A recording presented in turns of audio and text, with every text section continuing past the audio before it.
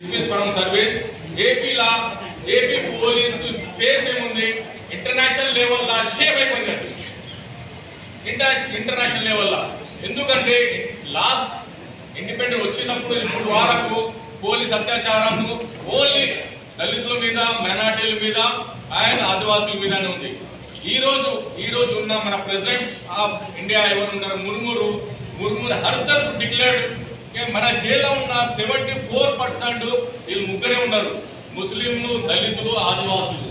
చెప్పండి, న్యాయం ఎవరి సైడ్ ఉంది, అన్యాయం ఎవరి సైడ్ ఉన్నది? 20% ఉన్న పాపులేషన్ 74% జైల్లో ఉన్నారు, 80% వాళ్ళు ఉన్నారు, అందరూ ఎంజాయ్ చేస్తున్నారు. సో ఇది చాలా ఇన్జస్టిస్ ఎకనామికల్ గా, సోషల్ గా అండ్ సిస్టమ్ లో. సో మనం ఈ సిస్టమ్ కి మనము బలి అయినాము. కానీ ఈ ఎవరెవరు ఇది చేశారు పోలీసు వాళ్ళకి డిస్మిస్ ఫ్రమ్ సర్వీస్ వరకు మనం పోరాడతాం, మనం చేస్తున్నాము. ఈ విషయంలో ఆల్రెడీ సుప్రీంకోర్టులో కేసు ఫైల్ అయింది.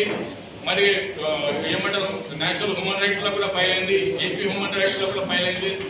సో రేపు నుండి కూడా మనము మన ఎవరున్న విక్టిమ్ ఫ్యామిలీతో మాట్లాడి మండే నుంచి ఈ కోర్టు ఓపెన్ అవుతుంది హైకోర్టు, దాంట్లో కూడా రిట్ చేసి మనం న్యాయం చేసే విధి విధాలా నేను అందరికీ జై భీమ్.